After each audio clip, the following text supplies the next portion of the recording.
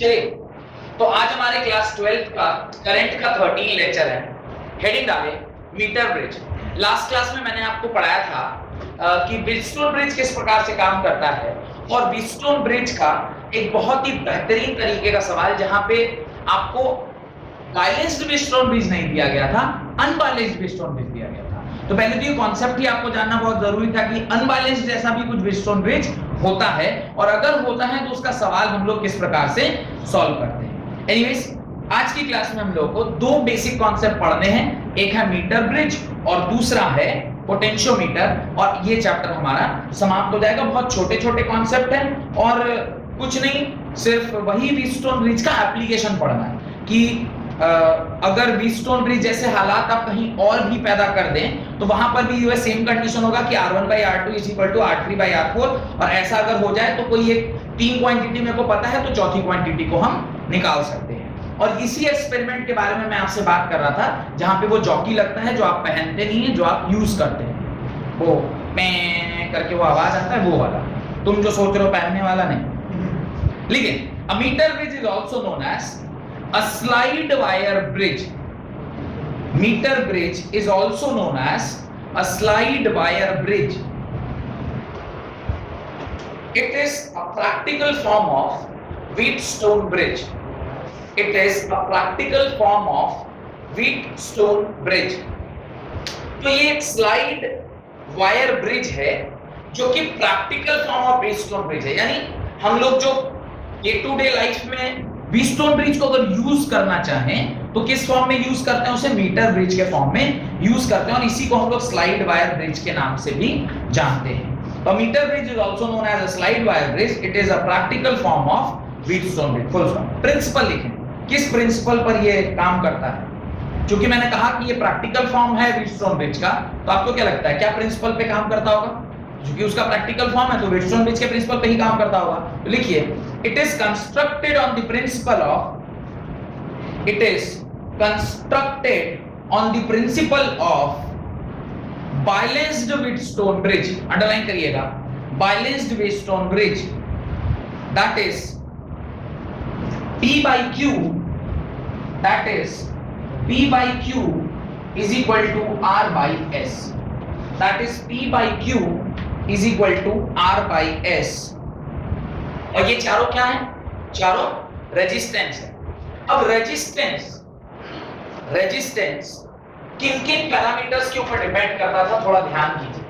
Resistance depend करता था रो के ऊपर यानी नेचर ऑफ मटेरियल, लेंथ के ऊपर और एरिया के ऊपर, क्रॉस सेक्शनल एरिया के ऊपर। अगर मैं वायर सेम रखूं तो क्या रो किसका चेंज करेगा? Row is not going to change. अगर मैं वायर सेम रख रहा हूं तो क्या उसका क्रॉस सेक्शनल एरिया चेंज करेगा? नहीं, क्रॉस सेक्शनल एरिया चेंज नहीं कर सकता। यानी अगर देखा जाए तो अगर ये दोनों कांस्टेंट हो गए यानी rho and A is equal to constant, अगर ऐसा है तो क्या मैं ये लिख सकता हूं कि R is proportional to L। R proportional to L होगा, यानी L की जो वैल्यू आएगी लेंथ की, उसी के करस्पॉन्डिंगली रेजिस्टेंस होगा। यानी लेंथ का ratio is equal to resistance का रेशियो। क्या मैं ऐसे बोल सकता हूं? Because other parameters are constant. यही कॉन्सेप्ट से हम लोग ये जो मीटर ब्रिज है उसको बनाते हैं। तो अभी मैं आपके सामने एक मीटर ब्रिज बनाने जा रहा हूं, उसको आप देख देख के बनाइए, ठीक है? बनाना स्टार्ट करिए। जैसे जैसे मैं बनाते जा रहा हूं वैसे वैसे आप भी बनाते जाइए। इस प्रकार का एक मीटर ब्रिज हम लोग देख रहे हैं जहां पर ये आपका ऐसे white is called as metre bridge. अभी ये डायग्राम बनाऊंगा तो आपको समझ में आ जाएगा कि इससे हम मीटर ब्रिज क्यों बोलते हैं, why we call this bridge as metre bridge. इसको हम लोग मीटर ब्रिज क्यों बोलते हैं, अभी थोड़ी देर में इसको क्लियर करता हूं। पहले आप जो डायग्राम में बना रहा हूं उसको आप बनाते चलिए। दिस इज R, ये जो रेजिस्टेंस हमने लिया है इसको हम क्या कहते हैं? R कहते हैं। This is R value. फिर इसको थोड़ा और आगे बढ़ाया और यहाँ पर हम लोग S को लेते हैं जो कि हमारा रजिस्टर है, जिसकी मेजरमेंट हम करना चाहते हैं, जिसका जो वैल्यू है वो हम निकालना चाहते हैं। तो यहाँ पे वो वाला आपने रजिस्टर लिया है जिसकी वैल्यू आप निकालना चाहते हैं, और इस प्रकार से ये ऐसा ये। अब इसको आप कनेक्ट करोगे एक मीटर स्केल से। Why we call this as metre scale? क्योंकि ये 1 मीटर का होता है इसलिए इसको क्या बोलते हैं? मीटर स्केल बोलते हैं। ये जो स्केल है वो कितने मीटर का होता है? 1 मीटर का होता है, इसलिए इसको क्या बोलते हैं? मीटर स्केल बोलते हैं। तो इसके अंदर क्या रहते हैं ना, रीडिंग्स रहते हैं। ये अच्छा आप ये तो जानते होंगे कि 1 metre is equal to 100 centimetre. ये 100 सेंटीमीटर का होगा। 1 centimetre, 2 centimetre, 3 centimetre, 4 centimetre, 5, 6, 7, 8, 9, 10 dot dot dot dot dot 91, 92, 93, 94, 95, 96, 97, 99, 100। तो इस प्रकार से ये 100 सेंटीमीटर का होगा। ये 0 है, ये 0 यहाँ पर है, यहाँ 0 होगा और ये 1 सेंटीमीटर। 1 सेंटीमीटर से लेकर 100 सेंटीमीटर का इस प्रकार से एक मीटर स्केल वहां पे लगा हुआ है। इस मीटर स्केल को आप किस प्रकार से वायर के थ्रू जोड़ते हैं उसको भी जरा ध्यान से समझना है। ये मैं बैठा रहा हूँ यहाँ से, इसको मैं यहाँ लिख देता हूँ कि P by Q किसके बराबर होना चाहिए? R by S के बराबर होना चाहिए। P by Q is equal to R by S। यहाँ से एक इसको पहले मैं देख लेता हूँ, पहले बना लेता हूँ। देखिए यहाँ से इस प्रकार से ना ये तार लेके जा रहे हैं, ये तार है और इस तार को एक बैटरी से ऊपर हम कैसे कनेक्ट कर रहे हैं? ऐसे कनेक्ट कर रहे हैं और यहाँ से एक स्विच है और फिर इस स्विच को लाके आप इस प्रकार यहाँ से ऐसे जोड़ रहे हैं, ठीक है। यहाँ पे एक वायर आप ले रहे हैं और उस वायर में ऐसे जब होता है तो आपको पता है ना उसको क्या बोलते हैं? This is called as crossover. यानी एक तार के ऊपर दूसरा तार आप क्या करते हो? चढ़ाते हो, तो उसको क्रॉसओवर बोलते हैं। और ये जो स्विच है, यानी यहाँ जो एक जो आपने इस तरह का एरो बनाया है, इसी को हम क्या बोलते हैं? जॉकी बोलते हैं। इसको क्या बोलते हैं? Jockey. Jockey means the key जिसको आप किसी भी स्केल के ऊपर क्या कर सकते हो? स्लाइड कर सकते हो। और इसकी जो वैल्यू है, दिस इज ई। पोटेंशियल जो हमने दिया गया है वो कितना दिया गया है? ई पोटेंशियल दिया गया है। This is S, this is what? This is S. और हमारा एम क्या होता है? To find the value of S. ये रेजिस्टेंस हमें पता होता है। The value of resistance which is known to us is this resistance. ये रेजिस्टेंस हमें पता होता है, ये हमें निकालना होता है। और यहां से लेकर जहां तक ये जॉकी का की टच हुआ है इसको हम L बोलते हैं। और अब जो बच जाएगा उसको क्या बोलेंगे? 100 माइनस L बोलेंगे। यहां तक कोई दिक्कत है तो बताइए। एक को L बोलेंगे तो दूसरे को 100 माइनस L बोलेंगे, कोई दिक्कत? अब क्या करते हैं, ये जो आपने इस प्रकार का एक सेटअप बनाया है, इसके अंदर जब आप इस जॉकी को इधर से उधर घुमा रहे होते हैं, एक यहां पर इस जॉकी में ध्यान रखिएगा एक गैल्वेनोमीटर भी लगाइएगा। यहां पे क्या लगाइएगा? एक गैल्वेनोमीटर भी लगाइएगा। वो गैल्वेनोमीटर हम क्यों लगा रहे हैं? उसका रीजन है कि आप क्या करते हैं, ध्यान से देखिए, बना लीजिएगा बाद में। आप क्या करते हैं, इस जॉकी को एक एंड से 1 सेंटीमीटर वाली एंड से आप चलाना आगे करते हैं। जब आप चलाना इसको स्टार्ट करेंगे तो जिस टाइम पर ये बैलेंस्ड होगा, किसी एक लेंथ पर बैलेंस होगा, वही लेंथ, उसका कॉन्सेप्ट मैंने आपको बताया कि रेजिस्टेंस को हम लेंथ के टर्म्स में लिख सकते हैं if rho and A are constant. क्या मैं ये वायर चेंज कर रहा हूं तो रो कांस्टेंट? क्या मैं इसका थिकनेस बढ़ा रहा हूं, घटा रहा हूं? नहीं। What I am changing is I am changing the length. आप लेंथ के ऊपर क्या कर रहे हो? उसको स्लाइड कर रहे हो। तो आप सिर्फ जो बढ़ा घटा रहे हो तो क्या है? लेंथ को बढ़ा घटा रहे हो। तो ये लेंथ को जब आप यहां से यहां तक लेके आए, सपोज मैं बोल रहा हूं यही इसका क्या है? बैलेंस्ड पॉइंट है। ये जहां पर एक पॉइंट मैंने ऐसे बनाया है, यहीं पे आके ये बैलेंस हो गया। अगर इस पॉइंट पे बैलेंस हुआ है तो गैल्वेनोमीटर को उस टाइम पे क्या रीडिंग आ रहा होगा? 0 आ रहा होगा। क्यों? मान लीजिए इधर से आप चल रहे हैं, there is that deflection in right side, आपके हिसाब से राइट साइड में हो रहा है, और आगे बढ़ेंगे there is a deflection in left side. तो मैं जानूंगा कि यहाँ राइट साइड था, यहाँ लेफ्ट साइड था, इसका मतलब बीच में कहीं पर क्या बन रहा होगा? 0 बन रहा होगा। यानी वहां पर बहुत धीरे धीरे लेके जाएंगे ना तो एक टाइम ऐसा आएगा जहां पे गैल्वेनोमीटर में कोई डिफ्लेक्शन नहीं होगा। जिस पॉइंट पे गैल्वेनोमीटर पे डिफ्लेक्शन नहीं हो रहा है उसी टाइम पे तो हम बोलते हैं कि P by Q is equal to किसके बराबर होता है? R by S के बराबर होता है। और वो जो ब्रिज बना है उसको क्या बोलते हैं? बैलेंस्ड व्हीटस्टोन ब्रिज बोला जाता है। तो वो पॉइंट सपोज करिए, इसका कुछ नाम दे दिया है क्या? इसको उसने बी पॉइंट बोला है। तो ये सपोज करिए यहां पर इस बी पॉइंट पर वो 0 आ गया, तो उस टाइम पे आप क्या लिखोगे? आप लिखोगे P by Q that is 100 minus L is equal to R by S. S was the unknown, S हमें नहीं पता था. S is equal to R into 100 minus L whole divided by L. यानी S की value आएगी R 100 minus L whole divided by L. ये आपका S का वैल्यू हो जाएगा और वही अननोन रेजिस्टेंस जिसे हम क्या करते हैं, फाइंड करना चाहते हैं. कोई इस लॉजिक में या इस फॉर्मूले में कोई डाउट है तो पूछिए कि कैसे ये फॉर्मूला आया. P by Q is equal to R by S. उस टाइम पे जिस टाइम पे गैल्वेनोमीटर हैज नो डिफ्लेक्शन, ये जो B पॉइंट ऐसा पॉइंट है, इस पॉइंट पे नो डिफ्लेक्शन पॉइंट आ गया, नो डिफ्लेक्शन पॉइंट. और नो डिफ्लेक्शन पॉइंट आने का क्या मतलब होता है? इसका मतलब होता है ये जो ब्रिज है ये क्या है, बैलेंस्ड व्हीटस्टोन ब्रिज है. ये बैलेंस्ड व्हीटस्टोन ब्रिज है और बैलेंस्ड व्हीटस्टोन ब्रिज के अंदर ये डिफ्लेक्शन क्या होता है, बिल्कुल भी नहीं होता है. और उस टाइम पे ये वाला पार्ट अगर मैं P बोल रहा हूं तो ये वाला पार्ट क्या होगा, Q. E by Q is equal to R by S के बराबर होगा. तो P को मैं लेंथ के टर्म में लिख रहा हूं, उसका लॉजिक मैंने आपको बताया था. Why we can write resistance in terms of length. तो P मतलब L, Q मतलब 100 minus L, R by S. S एक अननोन था जो आपने इस फॉर्मूले से निकाला और ये आपका फॉर्मूला बन गया. कोई दिक्कत तो बताइए नहीं. ये पूरा आप अपनी कॉपी में बना लें और इसके नीचे दो एप्लीकेशन लिखें. राइट, चलिए इसके नीचे आप यहां तक लिख लिए होंगे, इसके नीचे आप एप्लीकेशन लिखें. Right, to measure an unknown resistance. पहला इसका एप्लीकेशन क्या है कि आप किसी भी अननोन रेजिस्टेंस को उधर से निकाल सकते हैं. अननोन रेजिस्टेंस कैसे निकलेगा, आप ये वैल्यू आप खुद से डाल देगा, आपको पता है. लेंथ जॉकी की मदद से आपको निकल के आ जाएगा. 100 माइनस L आप माइनस करके निकाल लेंगे. तो जो अननोन रेजिस्टेंस आपने वहां पे निकाला है उसकी वैल्यू आपको S is equal to R into 100 minus L by L के फॉर्मूले से निकल जाएगा. नेक्स्ट लिखिए सेकंड एप्लीकेशन. इसके नीचे ये फॉर्मूला लिख लीजिएगा कि कैसे निकालेंगे.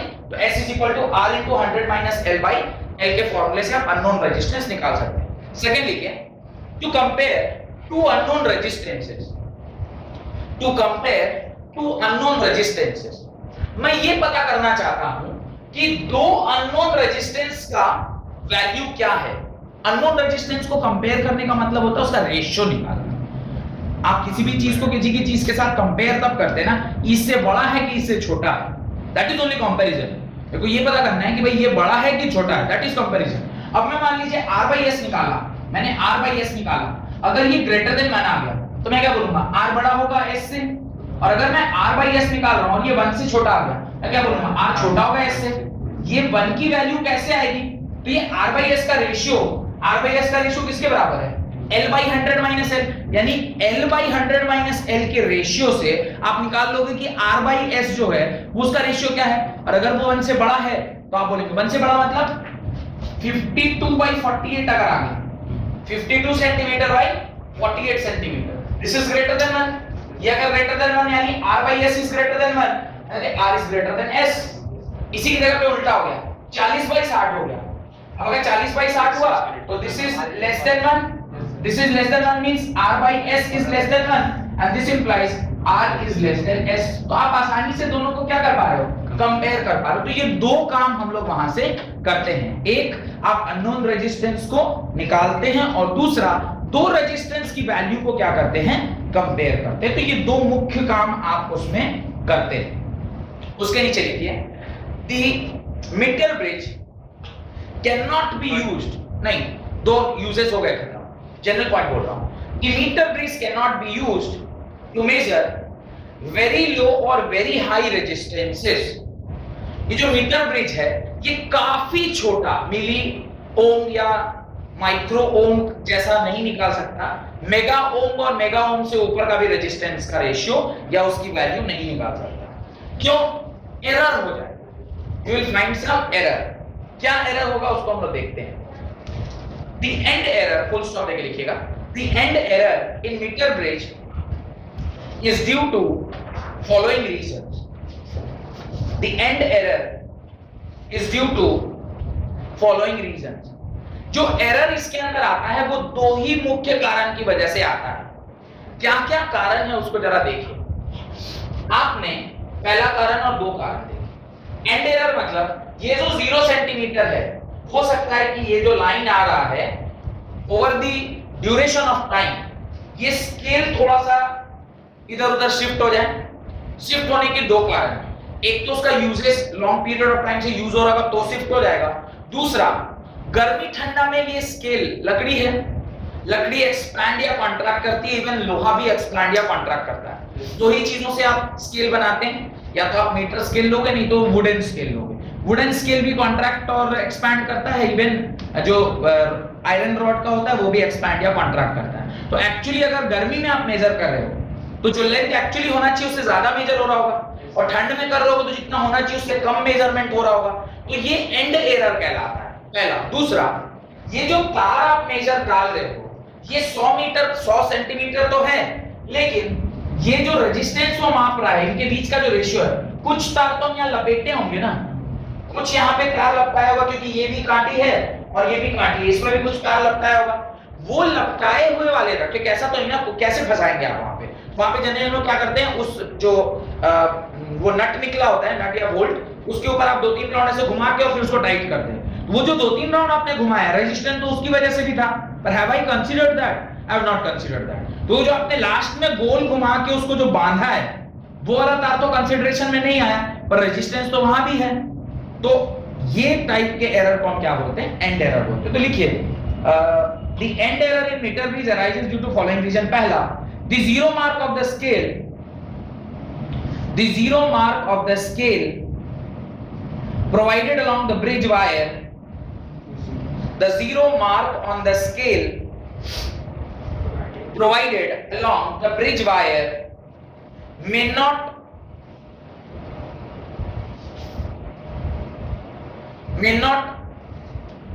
start from the position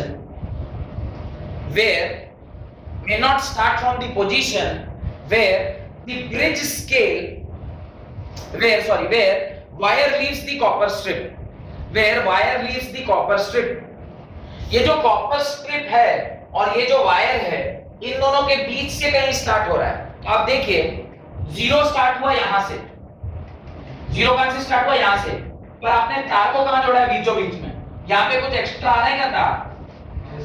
तो ये जो एडिशनल पार्ट है ये तो कंसीडरेशन में आया ही नहीं कभी। तो इस प्रकार से ये छोटे छोटे एरर, इसको एंड एरर बोलते हैं। सेकंड पॉइंट लिखिए, the resistance of connecting wire, the resistance of connecting wire, wire जो कनेक्ट किए गए हैं उसका जो रेजिस्टेंस है, and copper strips of metre bridge, and copper strips of meter bridge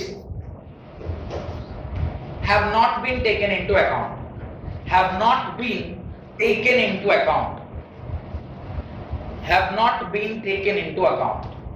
तो इसको भी हमने नहीं कंसिडर किया है, जो इनिशियली या एंड में जो हमने उस तार को बांधा था, और ये जो आपका कॉपर स्ट्रिप है उसका बीच का जो दूरी जो मैं यहाँ दिखा रहा था, ये सब हमने कंसीडर नहीं किया, और इसकी वजह से जो एरर आएगा उसको एंड एरर बोलते हैं।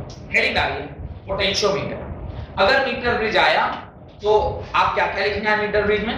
मीटर ब्रिज किसे कहते हैं, इसका प्रिंसिपल क्या है, इसका डायग्राम, इससे हम क्या क्या किस प्रकार से इसको यूज में लेते हैं, दोनों यूजेस का फॉर्मूला लिख लीजिएगा कि एक जगह हम इसका अननोन रेजिस्टेंस निकालते हैं और एक जगह हम इसका रेशियो निकालते हैं। ये लिख लिया, उसके नीचे बताइएगा कि जो लास्ट पॉइंट मैंने लिखवाया कि इसके एरर किस प्रकार से वहां पे प्रेजेंट हो सकते हैं। इतना अगर आप लिख दीजिएगा तो टीचर आराम से आपको 3 नंबर का होगा तो 3 नंबर, और 5 नंबर का कर दिया तो 5 नंबर आपको दे देगा। जनरली 5 नंबर में ये आएगा नहीं, 3 मार्क्स में आता है, तो 3 नंबर आपको बड़ी आसानी से आता है। मीटर ब्रिज, वो एक स्टेटमेंट में पढ़ देता हूँ। स्टेटमेंट लिखा है, finance the condition of Wheatstone bridge, its application, meter bridge and problem based on them have been asked frequently in previous year 2019, 18, 17, 16, 15, 14, 13, 12, 11। कोई ऐसा साल नहीं है जिस साल में Wheatstone bridge के ऊपर सवाल ना पूछा गया। अब मीटर ब्रिज पूछ ले, या आपसे वो वाला न्यूमेरिकल करवा ले कि प्रूफ पूछ ले व्हीटस्टोन ब्रिज का, या व्हीटस्टोन ब्रिज के ऊपर कोई किरचॉफ जो आपने V = IR वाला जो R इक्विवेलेंट निकाले थे, वहां पे भी तो व्हीटस्टोन का सवाल किए थे। कुछ भी पूछता, लेकिन हर साल इस टॉपिक के ऊपर कुछ ना कुछ पूछा ही जाता है, यानी एक सवाल आपको यहां से आएगा ही आएगा, इसलिए इसको भी ऐसे तैयार करके जाना चाहिए। Next, potentiometer. पोटेंशियोमीटर क्या होता है और किस तरह काम करता है, ये बताने से पहले मैं चाहूंगा एक छोटा सा ज्ञान आपके साथ शेयर करना। अब जिस जगह पे हम लोग पहुंच गए, आपने पूरा का पूरा, ये पोटेंशियोमीटर में कंप्लीट करूंगा, आपका इलेक्ट्रिसिटी पूरा कंप्लीट हो जाएगा, चाहे वो इलेक्ट्रोस्टैटिक हो कि इलेक्ट्रोडायनेमिक्स हो, आप पूरा पढ़ चुके। अब हम लोग मैग्नेटिज्म में प्रवेश करेंगे अगले लेक्चर से। मैग्नेटिज्म में प्रवेश करने मेरा काम है, वो मैं करूंगा ही अगले लेक्चर से। आपका क्या काम है? Now you are at a position, NCERT आपने लगा लिया होगा या लगा रहे होंगे, मैंने उसके बाद आपसे कहा होगा कि नोट्स वगैरह पढ़ते चलिएगा। अब समय आ गया है कि आप लास्ट 10 इयर्स वाली किताब खरीदें, ओल्ड बुक स्टोर से या न्यू बुक। लास्ट 10 इयर्स का आप बुक खरीद सकते हैं। लास्ट 10 इयर्स का बुक खरीद के क्या होगा, आप अब चेक करिएगा, वो भी लास्ट 10 ईयर कैसे खरीदेंगे। Don't purchase last 10 years year wise, purchase last 10 years chapter wise. Chapter wise purchase करिए। चैप्टर वाइज मतलब पिछले 10 साल में इलेक्ट्रोस्टैट से कितने सवाल आए उस बुक में दिया रहता है। या तो एक काम करिए, आप पिछले 10 साल का पेपर डाउनलोड करिए, उसको खुद से बैठ के सेग्रीगेट करिए, ये इलेक्ट्रोस्टैट में ये सवाल है, पूरे पेपर को पहले रजिस्टर लीजिए, चैप्टर वाइज उसको सेग्रीगेट करिए। वही काम अगर ऑलरेडी कोई ऑथर करके आपको दे रहा है, तो मैं क्यों वो काम बेकार में करूं? तो मैं सीधे किसी भी पब्लिकेशन की, टाटा मैग्रो हिल किया है तो टाटा मैग्रो हिल की, पियर्सन पब्लिकेशन किया है तो पियर्सन की, अरिहंत किया है तो अरिहंत की, ओसवाल किया है तो ओसवाल की, किसी भी एक पब्लिकेशन की लास्ट 10 इयर्स चैप्टर वाइज जो सॉल्व किया गया हो विद सॉल्यूशन, आप परचेज करिए। उसके बाद परचेज कर लिया, ये सबसे आसान था, क्योंकि इसमें आपको कुछ नहीं करना, आप फरमान जारी करेंगे घर में कि हमारे टीचर ने बोला है कि ये किताब अगर आप नहीं लाके दिए तो आगे की पढ़ाई पूरी ठप हो जाएगी। तो पापा आपके जाएंगे और फट से वो बुक खरीद के आपको ले देंगे। तो जो सबसे जो ये स्टेप मैं बता रहा हूँ, ये सबसे इजी स्टेप यही है कि आप वो बुक परचेज करके ले। उसके बाद आपको क्या करना चाहिए, आज सपोज करिए संडे है, आज आप सुबह उठे फ्रेश होके और आपने एक टारगेट सेट किया कि आज मुझे इलेक्ट्रोस्टैट का जितना सवाल पिछले 10 साल में पूछा गया है उसको मैं बैठ के सॉल्व करूं। तो आज अगर आपने टारगेट लिया है कि आज संडे, आज मुझे टारगेट करना है, एक वीक पहले से, क्या बोल रहा हूं मैं, एक वीक पहले से आपको अपना पहले नोट्स पढ़िए, नोट्स पढ़ के एनसीईआरटी सॉल्व कर लिए, इतना काम कर चुके, टेस्ट ऑलरेडी आप दे चुके, उसका भी कुछ सवाल आपके पास जा चुका, शीट बुक आपको ऑलरेडी मिल चुकी है, सारा कुछ आप पढ़ लिए। ये पूरा पढ़ लेने के बाद लास्ट 10 इयर्स को जब आप देखेंगे तो उसको देख के आपको फील आना चाहिए कि अगर इतना सारा कुछ पढ़ के मैं लास्ट 10 इयर्स देख रहा हूं या देख रही हूं तो एक भी ऐसा सवाल नहीं है जो मेरे से नहीं बन रहा है। अगर ऐसा है तब तो आप टेंशन फ्री, क्योंकि अगर 10 साल के सवाल सारे बन गए तो 11वें साल में जो पूछा जाएगा वो भी बना लेंगे। अगर कुछ नहीं बन रहा है या मेरे नोट्स में उसका जिक्र नहीं है या फिर कोई ऐसा सवाल है जो थोड़ा ट्विस्टेड टाइप का है, सॉल्यूशन देखिए, चेक करिए कि आपको समझ में आया कि नहीं आया। नहीं आया तो डायरेक्टली कम टू मी, मैं उसको सॉल्व कर दूंगा। पर अब ये समय आ गया है कि ये प्रोसेस में अब आपको घुस जाना चाहिए, बिकॉज इलेक्ट्रोस्टैट या इलेक्ट्रोडायनेमिक्स जो है ना, इलेक्ट्रिसिटी वाला पूरा पार्ट था, ये अब एक यूनिट आपका फिजिक्स का क्या हो गया, खत्म हो गया। कुल मिला के कितने यूनिट है? 4 यूनिट है, electricity, magnetism, wave and modern physics. Wave के अंदर electromagnetic wave, ray optics and wave optics आता है। तो आप वेव बोलिए या ऑप्टिक्स बोलिए, एक ही बात है। कुल मिला के 4 ही यूनिट आपको पढ़ने हैं। 4 यूनिट में से एक यूनिट आपका निपट गया। अब ये 3 चैप्टर के ऊपर लास्ट 10 इयर्स आपको प्रैक्टिस करना स्टार्ट कर देना चाहिए कि जो भी अवेलेबल रिसोर्सेज मेरे पास हैं उसको पढ़ के क्या मैं लास्ट 10 ईयर का क्वेश्चन अटेम्प्ट कर पा रहा हूं। अगर कर पा रहा हूं, एक भी क्वेश्चन ऐसा नहीं मिला कि मेरे को कोर्स के बाहर का था या जो मटेरियल मैं रेफर कर रहा हूं उसके बाहर का है, तब तो आपके बल्ले बल्ले। क्योंकि अगर अभी नहीं उसके बाहर का है तो अगले साल कहां से आएगा? तो सब कुछ उसके अंदर ही है। अगर कोई ऐसा सवाल लगा कि यार ये है तो कोर्स का, पर सर ने इसके बारे में कभी कोई जिक्र नहीं किया या फिर थोड़ा सा ट्विस्टेड है, तो सॉल्यूशन चेक करिए, क्योंकि सॉल्यूशन भी दिया हुआ है। समझ में आ गया? Very good. नहीं समझ में आया, come to me, I will help you. पर अब ये स्टेप में आपको घुस जाना चाहिए। आप ये सोचेंगे ना कि पहले पूरा पढ़ लेते हैं, फिर लास्ट 10 इयर्स खरीदेंगे और फिर चेक करेंगे क्या, इतना समय आपको नहीं मिलेगा। आप जैसे ही दिसंबर जनवरी होगा, उसके बाद आपके प्री बोर्ड्स होने स्टार्ट हो जाएंगे, प्री बोर्ड्स खत्म होगा, उसके बाद भाइवा होगा, वो जो प्रैक्टिकल वगैरह प्रैक्टिकल होगा, उसके बाद मेरी टेस्ट सीरीज चलेगी, टेस्ट सीरीज खत्म करते करते में बोर्ड का कब डेट आ जाएगा आपको कुछ पता नहीं चाहिए। तो ये अब आपको क्या कर देना चाहिए, स्टार्ट कर देना चाहिए। समझ में आ गया? Equally valid to chemistry also. Chemistry में भी आप 3 चैप्टर पढ़ चुके हैं, पहले 3 चैप्टर का कार्यक्रम अब आप स्टार्ट कर सकते हैं। द सेम प्रोसीजर जो मैंने अभी आपको बताया। आप पहले अपना चैप्टर पढ़िए, जो किताब, जो कॉपी आपको दिया, जो शीट, जो भी मटेरियल आपको दिया, उसको पहले पढ़िए। पढ़ने के बाद लास्ट 10 इयर्स का वो निकालिए क्वेश्चन पेपर और देखिए कि ये देख के लग रहा है कि अरे हाँ यार तो पढ़ा हुआ है, ये भी पढ़ा हुआ है, ये भी पढ़ा हुआ है, ये भी पढ़ा हुआ है, ये बन रहा है, बन रहा है, बन रहा है, बन रहा है, बन रहा है। डन। उसके बाद जब ये सारा कुछ हो गया, then what we need to do is, उस पूरे सवाल में से अपना ये अपने पर्सनल एफर्ट जो 95 प्लस का टारगेट कर रहे हैं, उसके लिए बोलो, सबको करने की आवश्यकता नहीं। 95 प्लस का अगर आप टारगेट कर रहे हैं, नाउ ट्राई टू सेग्रीगेट कि 1 मार्क्स को शॉर्ट मार्क्स वाइज दिया रहता है कि इस फलाने टॉपिक से इस 1 नंबर का ये सब सवाल पूछा गया, 2 नंबर का ये सब सवाल पूछा गया, 3 नंबर का ये सब। Now what you have to do is, जो 95 प्लस का टारगेट कर रहा है, अब आप सोचिए कि अगर मैं एग्जामिनर हूं तो क्या क्वेश्चन मैं दूंगा और किस किस टॉपिक को वो पकड़ रहा है। 1 नंबर में वो किस किस टॉपिक को छू रहा है, 2 नंबर वाले क्वेश्चन में उसने किस किस टॉपिक को छुआ है, 3 नंबर वाली, ये आपको खुद से बनाना होगा कि इसका सेग्रीगेशन वहां नहीं दिया होता, ये आप खुद से करिए। जब हम लोग 12th में आपकी तरह थे, ये काम करते थे कि एग्जामिनर के माइंड को पढ़ना है। बोलते हैं ना, पुलिस अगर चोर की तरह सोचने लग जाए तो चोर को पकड़ लेगा, अगर पुलिस चोर की तरह नहीं सोचेगा और पीछे पीछे उसका गाड़ी चलाएगा। आपको प्रोएक्टिव होना पड़ेगा कि एग्जामिनर कैसे सोच के क्वेश्चन सेट कर रहा है, उसका ट्रेंड पता चलेगा ना। आप 10 साल का ट्रेंड चेक कर रहे हैं कि कैसे कैसे कैसे कैसे सोचता हुआ वो क्वेश्चन बना रहा है, उस ट्रेंड को पकड़ने की कोशिश करिए। ये मैं सबके लिए नहीं बोल रहा, जो 95 प्लस के लिए टारगेट कर रहे हैं उनके लिए बोल रहा हूं। Try to find that trend, क्यों मास्टर 5 नंबर में किस किस टॉपिक को हर साल छुआ है। 10 साल में वो 10 मानिए 3-3 क्वेश्चन करके भी छुआ होगा तो 30 क्वेश्चन छुआ होगा, 30 क्वेश्चन कुछ टॉपिक से आए होंगे। जब ये टॉपिक वाइज आप सेग्रीगेट करेंगे ना, आपको लगेगा कि ये 4 ही 5 टॉपिक है जिससे हम पिछले 10 साल में 5 नंबर का क्वेश्चन बना है, और कुछ चुनमुन टॉपिक है वहां से 5 नंबर का क्वेश्चन आज तक नहीं बना। जो आज तक नहीं बना वो अगले साल कैसे बनेगा? वेरी लेस चांसेस, ये नहीं कि एकदम 100% है नहीं बनेगा, पर 95% चांसेस है कि नहीं बनेगा, और 5% चांस तो कहीं भी रख सकते हैं आप। तो अगर 10 साल में नहीं पूछा गया है 5 नंबर में, तो ऐसा नहीं आप ही से पहली बार पूछा जाएगा, वो ट्रेंड है।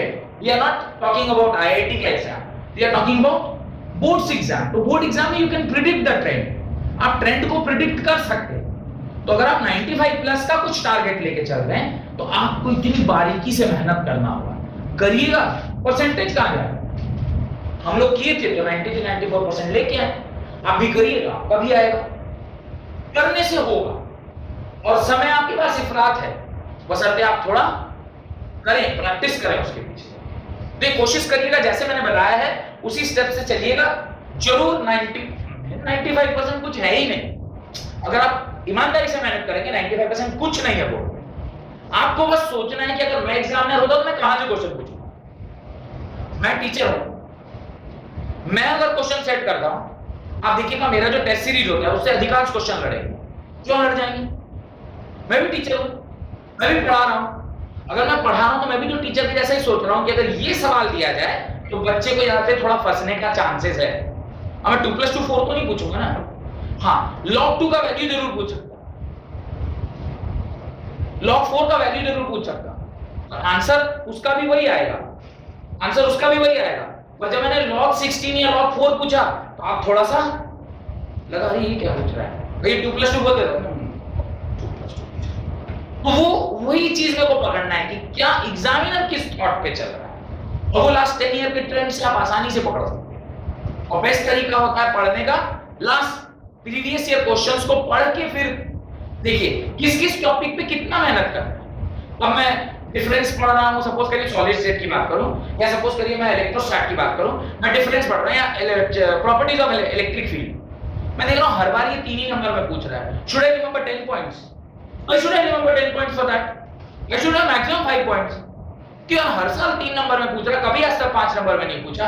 मैं 12-15 पॉइंट याद करके क्या करूंगा? मैं बेस्ट 5 पॉइंट याद करके जाऊंगा, जो 10th क्लास के लेवल का नहीं होगा, 12th क्लास के लेवल का होगा, ताकि अगर मैं इसे लिखूं तो 100% मेरे को 3 में 3 तो मिले ही मिले। इस प्रकार से क्वेश्चन वाइज आपको इतना बुद्धि लगाना होगा कि कितने पॉइंट्स होने चाहिए, कितना सवाल, किस तरह का आंसर, फिर आंसर राइटिंग ये प्रैक्टिस करना है। ये तो मैंने देखा कि आपको टॉपिक वाइज सेग्रीगेट कर रहे हैं, आपको आंसर भी प्रैक्टिस करना है कि क्वेश्चन पढ़ने के बाद मैं अगर पहले लिखूं फिर मैं मिलाऊंगा कि क्या आंसर आया, क्या दिया हुआ है और आपने क्या लिखा, whether they are tallying or not। क्योंकि आपने क्वेश्चन पढ़ा, आपको लगा हाँ ये टॉपिक तो सर ने पढ़ाया था, पर क्या उसे मैं अपने लैंग्वेज में लिख पा रहा हूं, अपने तरीके से वैसे ही रिप्रेजेंट कर पा रहा हूं जो स्टैंडर्ड तरीका है रिप्रेजेंटेशन का। You are knowing something and you are representing something, both are two different things. आप नॉलेजेबल हैं पर आप नॉलेज को रिप्रेजेंट कर पा रहे हैं, अलग अलग बातें। आप नॉलेजेबल हैं लेकिन आप नहीं रिप्रेजेंट कर पाए, कोई आपके दिमाग के घुस के अंदर नहीं चेक कर रहा कि he is so much knowledgeable. Whatever you are representing that is only visible to teacher. आप कितने ज्ञानी हैं उससे टीचर को कोई मतलब नहीं होता, क्योंकि आप तो वहां नहीं है ना, आपके बिहाफ में वहां कौन प्रेजेंट है? आपका पेपर। तो पेपर में जो लिखा है वही ज्ञान वो जज करेगा। ये नहीं जज करेगा कि इसने यार पूरी बोर्ड में 98% लाया लेकिन किसी कारण बस ये आंसर ये नहीं लिख पाया, उसको उससे कोई मतलब नहीं। आप कितने ज्ञानी हैं इससे मतलब नहीं, क्योंकि आपका ज्ञान वो जज करेगा with the help of whatever you are written in that particular paper, क्योंकि आपका चेहरा नहीं देख रहा, आपको जान नहीं रहा है। मैं अगर टेस्ट लेता हूं, मैं ईच इंडिविजुअल को जानता हूं, कौन क्या लिख सकता है मेरे को पता है। पर जब आप बोर्ड में देखते हैं तो आपका चेहरा नहीं देख रहा, वो तो आपकी जगह पे आपका कॉपी देख रहा है। तो कॉपी ही आपका आईना है। तो आप अपने आप को कैसे रिफ्लेक्ट करिएगा? जब आप रिप्रेजेंट करना ठीक से जानिएगा। तो क्वेश्चन जानना और क्वेश्चन को सही तरीके से एग्जाम में लिखना दो अलग अलग बातें हैं। चलिए पोटेंशियोमीटर का डेफिनेशन लिखिए। Potentiometer is an apparatus used to compare EMFs of two cells. Potentiometer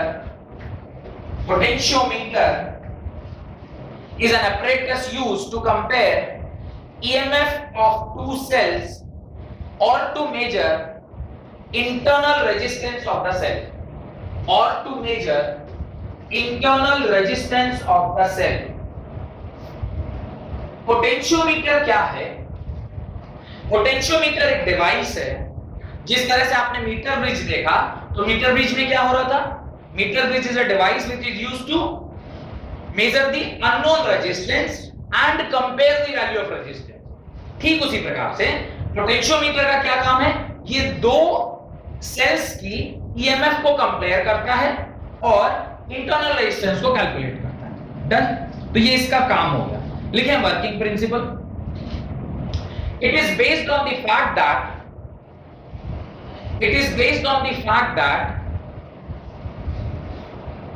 अच्छा, कोई सोच पा रहा है कि क्या फैक्ट के ऊपर ये डिपेंड करेगा? पोटेंशियोमीटर इसका काम क्या है? कितना पोटेंशियल है ये मेजर करना है। यानी अगर मैं ठीक तरीके से बोलूं तो मैंने क्या इस तरह का कुछ आपको बोला है, याद करके देखें कि अगर कोई रेजिस्टेंस है इस एंड पे और इस एंड पे, अगर इसमें करंट I फ्लो कर रहा है, यहाँ पे पोटेंशियल V1 है तो यहाँ पोटेंशियल V2 होगा, और मैं बोलूंगा कि V1 is greater than V2 because जैसे ही कोई करंट रेजिस्टेंस क्रॉस करता है उसका पोटेंशियल ड्रॉप कर जाता है। ये लाइन मैंने जरूर बोला होगा जब मैं आपको ये चैप्टर पढ़ा रहा था कि जब भी कोई करंट रजिस्टर क्रॉस करता है तो उसका कुछ पोटेंशियल वहां पर ड्रॉप कर जाता है, तब जबकि ये किसमें है? सीरीज में लगा हुआ है। पैरेलल में होगा तो पोटेंशियल डिफरेंस क्या रहता है? कांस्टेंट रहता है। पर वो पूरे तीनों का कांस्टेंट है, पर कुछ तो ड्रॉप होगा इस एंड में और इस एंड में। 10 भी लगे होंगे पर इस एंड और इस एंड में कुछ तो ड्रॉप होगा, क्योंकि अगर रेजिस्टेंस क्रॉस किया करंट कुछ वो वोल्टेज को कंज्यूम करेगा, क्योंकि वोल्टेज अगर नहीं कंज्यूम होगा तो अल्टीमेटली 220 जीरो में बदलेगा कैसे? मैंने कहा होगा ना कि एक एंड पे 220 है, एक एंड पे 0 है, तो रास्ते में खर्च नहीं करेगा तो 0 तक वो पहुंचेगा कैसे? आपको मैंने 100 जूल का एग्जांपल दिया होगा कि पहले मैं 20 खर्च किया, फिर 30 खर्च किया, फिर 50 खर्च किया तब ना जाके वो 0 हुआ। तो रास्ते में कुछ ना कुछ उसको खर्च करना है, ये बात से कहीं कोई आपको डाउट नहीं होना चाहिए। अब रास्ते में अगर वो खर्च कर रहा है तो प्रिंसिपल तो यही है कि जब कभी भी वो रजिस्टर को क्रॉस करेगा तो वो कुछ ना कुछ वो क्या पोटेंशियल को ड्रॉप करेगा। अगर वो पोटेंशियल को ड्रॉप कर रहा है तो मैं पूछ रहा हूं कि पोटेंशियल ड्रॉप अगर कोई करता है तो क्या वो लेंथ के प्रोपोर्शनल हो सकता है? पोटेंशियल अगर कोई ड्रॉप करता है तो क्या वो लेंथ के प्रोपोर्शनल हो सकता है? Resistance was proportional to length, क्या वोल्टेज लेंथ के प्रोपोर्शनल है क्या? Question mark. मैं बताता हूं V is equal to IR होता है, इसमें कहीं कोई दिक्कत है क्या भाई? ये आप जानते हैं V is equal to rho L by A into I, इसमें कोई दिक्कत है क्या? किसी भी सिंगल रेजिस्टेंस में करंट ऑलवेज कांस्टेंट, तार अगर नहीं बदला जाए क्रॉस सेक्शनल एरिया कांस्टेंट और उस मटेरियल को ना बदला जाए तो ये कांस्टेंट भी, तो मैं V is proportional to L बोलूंगा क्योंकि जितना लेंथ आप उसको लेके जाएंगे उसी लेंथ के करस्पॉन्डिंगली वोल्टेज विल चेंज। तो अगर ये वोल्टेज यहां से यहां चेंज कर रहा है तो डायरेक्टली और indirectly it is dependent on the length of the wire. Length of the wire indicates about the resistance, क्योंकि लेंथ ऑफ द वायर कहां से आया? रेजिस्टेंस के फॉर्मूले से आया। तो length of the wire is resistance होती है, तो लास्ट एग्जांपल में भी बताया। और वो रेजिस्टेंस यानी मैं इस बोल सकता हूं कि V by L ये क्या होना चाहिए? कांस्टेंट होना चाहिए। यानी पर यूनिट लेंथ जो पोटेंशियल ड्रॉप होगा कैसे वायर में? वायर का कंडीशन है current constant, cross sectional area constant and resistivity constant. अगर ऐसा हुआ तो पोटेंशियल पर यूनिट लेंथ क्या रहने वाला है? कांस्टेंट रहने वाला। ऐसी चीज इस क्वांटिटी को जो V by L लिखा है इस क्वांटिटी को पोटेंशियल ग्रेडियंट बोलते हैं, पोटेंशियल ग्रेडियंट बोलते हैं। और यही कॉन्सेप्ट है जिसके बेसिस में आप किसी भी दो ईएमएफ को क्या कर सकते हैं? कंपेयर कर सकते हैं, किसी भी सेल का ईएमएफ इंटरनल रेजिस्टेंस आप निकाल सकते हैं। लॉजिक क्लियर हो गया? लिखिए। It is based on the fact that the fall of potential across any portion of the wire, it is based on the fact that the fall of potential across any portion of the wire is directly proportional to length. Fall of potential is directly proportional to length, is directly proportional to length provided, क्या बोलेंगे provided में? क्या condition होना चाहिए? Provided that point number 1, cross sectional area of the wire should be constant, area constant, cross sectional area constant, resistivity, current constant and nature of material constant होना चाहिए। Provided cross sectional area is equal to constant, second, nature of material is constant, third, current flowing in the circuit is constant। ये तीन बातें अगर constant होगी तो voltage जो है वो डायरेक्टली प्रोपोर्शनल टू क्या होगा? लेंथ होगा। आप लिखें थ्योरी, THEORY, थ्योरी। थ्योरी मतलब कैसे मुझे पता चला कि V by L क्या होगा? कांस्टेंट होगा। तो आप लिखिए as it is known that, ये बात भी मैंने आपसे नहीं बोला होगा कभी, आज बता देता हूं। एग्जाम में जब कभी भी आप आंसर लिख रहे हैं, never write we know. We means कौन कौन? आप और जो टीचर आपका पेपर पढ़ रहा है, जो अगर उसको सब बात मालूम है और ये बात मैं लिख रहा हूं कि एज वी नो, मतलब मुझे भी मालूम है और आपको भी मालूम है, तो फिर एग्जाम देने की आवश्यकता है? आप पेपर में लिख रहे हैं एज वी बोथ नो कि ऐसा होता है, तो don't write in exam, because उसको भी पता है और आपको भी पता है। तो ये we know, as we know वाला जो वर्ड है, इसको ऐसे नहीं लिखते हैं, इसको इनडायरेक्ट स्पीच में लिखते हैं। कैसे लिखते हैं? As it is known that, not to me, not to you, to everyone, as it is known that कि ऐसा ऐसा ऐसा ऐसा होता है, इसलिए मैं ये बात लिख रहा हूं। We know, no. अगर उधर से एक आदमी जो आपका चेक कर रहा है वो बोलते no I don't know, then answer गलत हो बोलो। फर्दी जो चेक कर रहा बोले no I don't know, you might be knowing I don't know, तो यहां पूरा काट दिया उसने, you might be knowing I don't know काट दिया। As it is known that, then you can proceed. तो याद रखिएगा, ऐसे मजाक किया ऐसे, but never write in direct speech, write in indirect speech. As it is known that Ohm's law के हिसाब से आप क्या जानते हैं, V is equal to IR होता है. R की वैल्यू अकॉर्डिंग टू रेजिस्टेंस का formula R is equal to rho L by A. Replacing the value of R in equation 1 जो यहाँ है, V is equal to rho L by A into I. I, A और rho अगर constant हुए तो V is proportional to क्या होगा, L, और V by L कांस्टेंट होगा, और इसी V by L को क्या बोलते हैं, पोटेंशियल ग्रेडियंट. इसी प्रकार से लिखना है. As it is known that the Ohm's law, according to Ohm's law, V is equal to IR. According to Ohm's law, V is equal to IR. Next line में लिखिए. The value of resistance in a wire, the value of resistance in the wire is R is equal to rho L by A. R is equal to rho L by A. ऊपर वाले को equation number 1, नीचे वाले को equation number 2. On replacing the value of R from equation 2 in equation 1. ऊपर वाले equation को equation number 1, नीचे वाले इक्वेशन को equation number 2. On replacing the value of R from equation 2 in equation 1, V is equal to rho L by A into I. V is equal to rho L by A into I. According to the working principle, rho A and I are constant. According to working principle, आपने ऊपर लिखा है ना working principle. According to working principle, rho A and I are constant. Therefore, V is proportional to L. Therefore, V is proportional to L. That is, V by L is equal to constant. That is, V by L is equal to constant. Hence, the potential drop along the wire, is directly proportional to length. Hence, the potential drop along the wire is directly proportional to length, and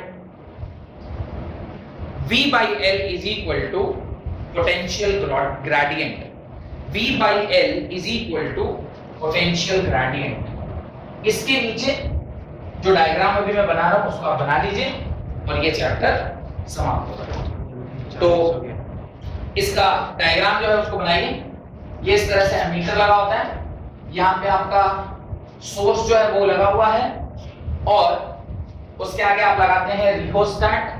rheostat is a variable resistance जो इस प्रकार से लगा होता है.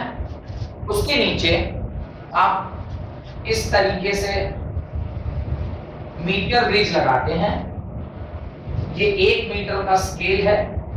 इस 1 metre के scale में एक साइड पर 0, 1 2 3 4 5 और लास्ट साइड पे 100 लिखा होता है.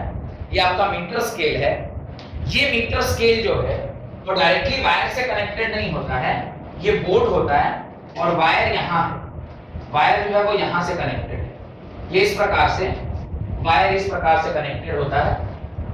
एक फिर यहाँ से इस प्रकार से वायर जो है वो वापस इधर आता है.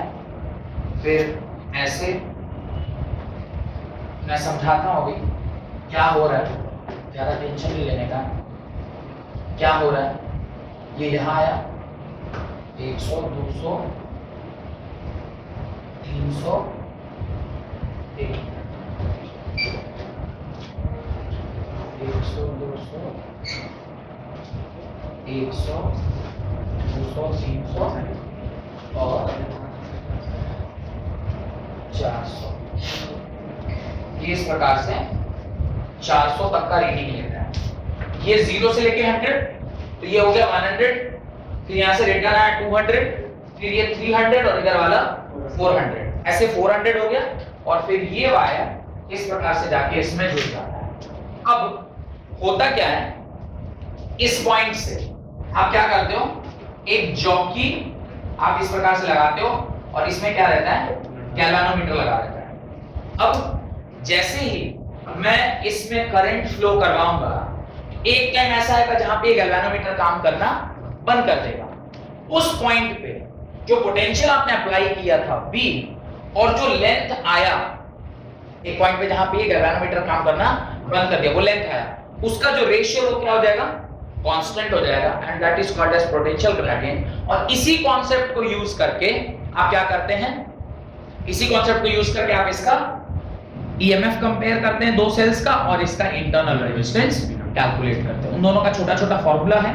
ईएमएफ कंपेयर कैसे होगा, E1 by E2 is equal to L1 by L2, E1 by E2 is equal to L1 by L2। एक बार एक सेल लगाया, एक बार दूसरा सेल लगाया, दोनों के करस्पॉन्डिंग लेंथ 1 लेंथ 2 कैलकुलेट किया, उसका रेशियो आ गया, that is E1 by E2 is equal to L1 by L2।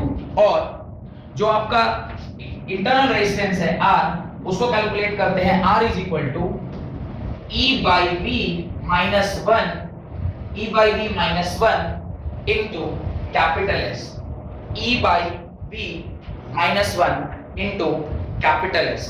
Capital S is the resistance of the wire, जो यहाँ पे लगता है। Capital S is the resistance of wire, जो यहाँ पे लगता है। ये कहाँ पे लगेगा, जब आप इंटरनल रेजिस्टेंस को कैलकुलेट कर रहे होंगे। तो ये छोटे छोटे दो टॉपिक्स थे जो आपको पढ़ने हैं। बेसिक प्रिंसिपल जो था वो ध्यान रखिएगा, और ये दोनों फॉर्मूला ध्यान रखिएगा जिसके बेसिस पे ये कैलकुलेशन निकाला जाता है।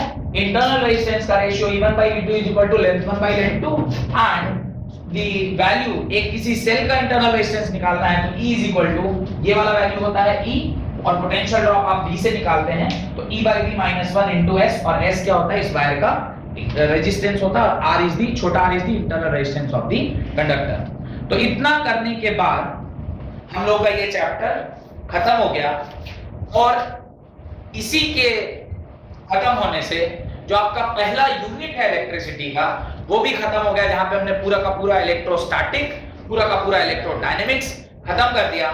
अगले क्लास में हम लोग एक नया यूनिट स्टार्ट करेंगे जिसका नाम है मूविंग चार्जेस एंड मैग्नेटिज्म।